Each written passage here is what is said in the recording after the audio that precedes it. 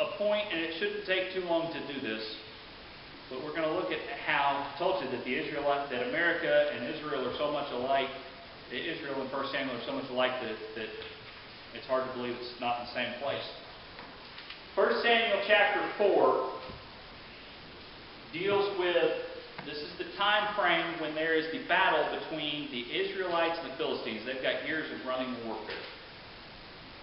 The Israelites have pretty much conquered the territory that they're going to conquer. Judges gives you the fact that they didn't conquer everything they were supposed to.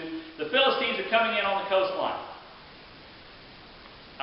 They have tried to take over part of Egypt. The Egyptians have finally, over the years since the Exodus, have recovered their strength enough that they have repelled the Philistines. And so the Philistines instead come up the coast towards where Israel is. They're on the coastline and starting to push their way inland. Meanwhile, Israel as a nation is not a very strong centralized nation. They're more like 12 states. The 12 tribes are very much like 12 states. They have a centralized worship center at Shiloh, which is, in essence, the one thing that holds the nation together is this worship center at Shiloh. And in Samuel, you start seeing the word temple used as much as tabernacle. Probably what we see happen here is that the tabernacle gets set up in one place and they start building on around it in terms of just some extra little buildings for the priest to live in, that type of thing, where it's all kind of set in one place. It's no longer this mobile idea. It is kind of like building and pouring a slab for a mobile home. You pour a concrete slab and you build a deck around it, and you put an extra roof over top of it. Technically, it's still a mobile home, but it's not going anywhere. That's the tabernacle at this point. Technically, it's still a mobile worship center, but it's not going anywhere. Okay? Not to take anything away from people with trailers that have done that. Some people, that works for you. But that's what you've got, is it's set in. This is where it's going to be. Samuel is a young man serving the Lord at the tabernacle at this worship center. Eli is the chief priest. His sons Hophni and Phinehas are his secondary priests. The Philistines come out for battle. The Israelites go out to fight the Philistines. The Israelites do not do very well in fighting the Philistines. They, in fact, take a whooping. They run away. They go to Shiloh. They get Hophni and Phinehas to get the Ark of the Covenant and take it into battle with them.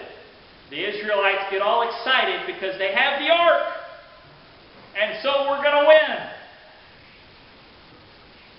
The Philistines, notice how enthusiastic the Israelites are.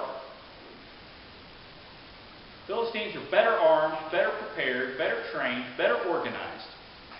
They're actually led by people who have fought in battles before, whereas the Israelites are led by two priests who were corrupt. Let's just stop and think about that for a moment. Even if you had honest preachers, who would you rather follow into battle? A military general or a preacher? I mean, if it really came down to it, if you had the option between, following George Patton into battle or me, you would pick Patton. It just makes more sense, okay? I'm not offended by that. I'm not bothered by that. I would follow Norman Schwarzkopf or Rourke Denver. That would be a much wiser. Rourke Denver is a lieutenant commander, Navy SEAL officer. I've got one of his books on the shelf, so that's why his name comes to mind. In a modern day, he is my age. So if it came down between two almost 40-year-olds to follow into battle, me or him, follow him. Don't be stupid. Okay? But that's who the Israelites have got. They've got two corrupt preachers up against the experienced military leadership of the Philistines. The Philistines said, y'all, basically, man up. Be courageous. We're going to have to fight because the Israelites have brought their God into camp. So it's going to take a little bit of extra effort. The Philistines go through. They wipe out the Israelite army. They capture the Ark of the Covenant. We think that they then flow on down and destroy the tabernacle at Shiloh. Because at this point, after this point, Shiloh no longer serves as the worship center for the people of Israel. In the panic that ensues, Ichabod is born. Eli dies. and the people of Israel come under a whole lot of difficulty until Samuel is able to rally them and drive them back. And that only comes after the ark is recovered, after God defeats the Philistines all on his own. What we see here is that God is not there to be commanded. The Israelites thought that because they had the ark, they could easily defeat that God wouldn't allow them to lose because they carried the ark into battle. It'll be okay. God said, you're going to lose this battle because of your disobedience. Because what you're treating me as is as an idol, not as the God who you have a relationship with. Not as the God who loves you and provides for you, but simply as a trinket to be used. As a power to be called on and to be ignored when you don't want it. Then, once the Philistines have the ark, God points out that it's not that God's weak. It's that God is not our puppet on a string. God is the one who is in command. And He is able to defeat and just gut the Philistines all on His own, by His own power, represented by what happens in the land of the Philistines every place they take the ark. Such that the Philistines send God out and say, we don't want anything to do with this. We're all going to die if we keep Him here. This weakens the Philistines enough that Samuel is able to put together an army, 1 Samuel 7 and 8, and drive the Philistines back towards the coast. Such that when the Israelites come demanding a king, it's not a king to fight the Philistines, although that's what David does most of. It's actually the threat from the other side, in Nahash the Ammonite, that drives them to ask for a king. Now, how does this apply to us? Because we are not, obviously, Israelites. We're not dealing with Philistines or Nahash the Ammonite. These are not our problems, and we do not have an Ark of the Covenant. Well, here's what I will tell you. If you have $1 in your pocket, or a quarter, a nickel, a dime, or something of greater value, you'll look and see that the national motto of the United States of America is printed on there. It says, "In God We Trust."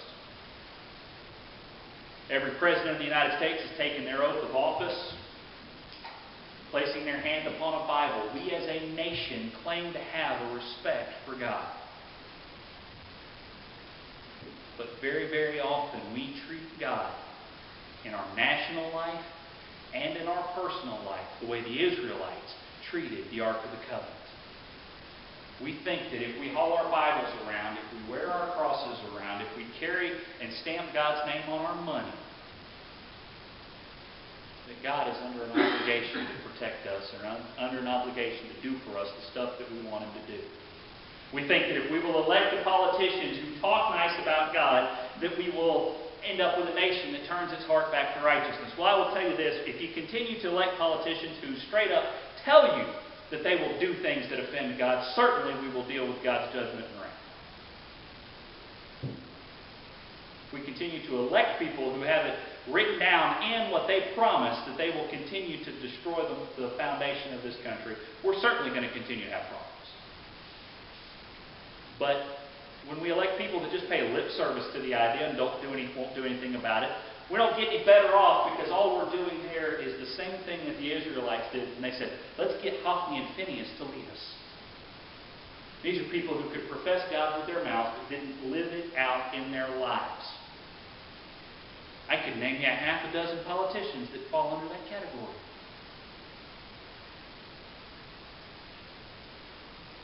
That their actions were wicked clean through, even though their words said otherwise.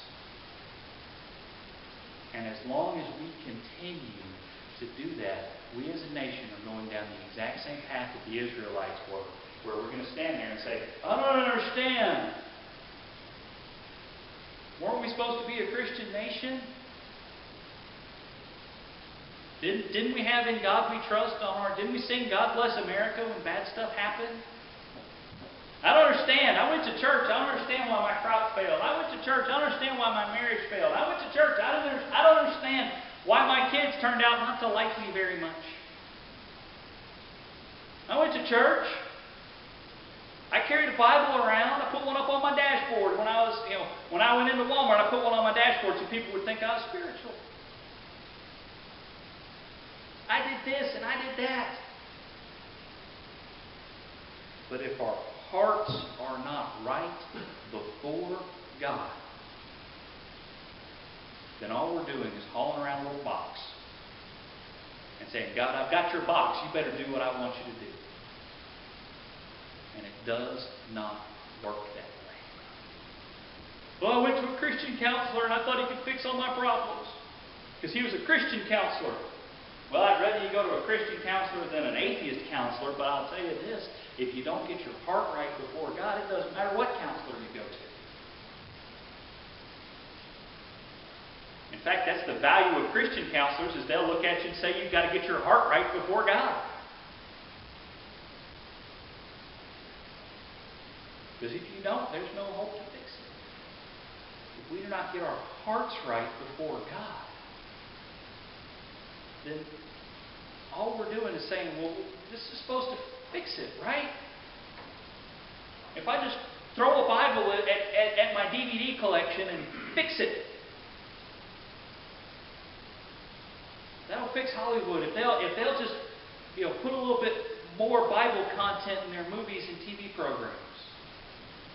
If they'll just go back to handing Bibles out in schools, well, I think we ought to hand Bibles out in schools, but it's still not going to fix our hearts.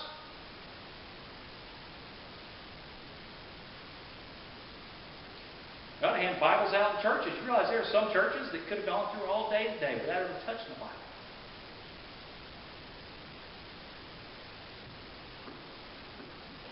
We want to make sure we're using it in church before we ask schools to use them.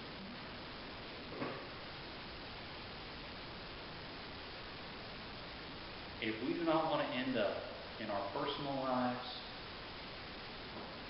like the Israelites, in our church life like the Israelites, in our national life like the Israelites, where we deal with other folks conquering us, destroying us, and all we can do is flee in fear, or look at the troubles and travails of life and simply say, Ichabod, which means the glory of God has departed, then it has to be that we change our thinking from saying that, God, I've got your box, you have to do what I tell you, to God, come dwell in me, and I will do what you tell me to do. And as we walk through this next week, and more folks this week will talk about Easter, and they'll talk about Holy Week, and they'll talk about all these things. Let's make sure that we are seeking in prayer, in efforts, seeking to see people's hearts change that they'll follow God. And it starts with us. I want to challenge you this week to do something extra. Some of you are going to say, well, I don't have time this week. Yes, you do. Make time. I want to challenge you. Take your Bible, and every day this week, Matthew, Mark, Luke, and John record what we call the Passion Week, which is the last week of the life of Jesus as he went to his suffering. Every day this week, I want you to read alongside whatever else you're reading. Read at least one chapter out of those stories. Out of that record. And that's going to be Matthew chapter 25, chapter 26, chapter 27, Luke 22, 23, and 24, Mark 15 and 16, and John 13 through 21. Pick from some of those.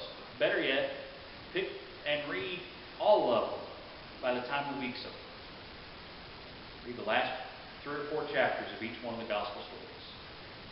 And be reminded of what God did for us. Be reminded that in all those things it should have been us. It was Him instead. And let that drive your heart this week. Closer and closer to Him. For what He's done for you. Let's pray. Father, thank you for this day. Thank you for your love and your grace and your mercy. Thank you so much, Lord God, that Jesus died for us. And we pray that we'll set our hearts on the right path. In His name we pray. Amen.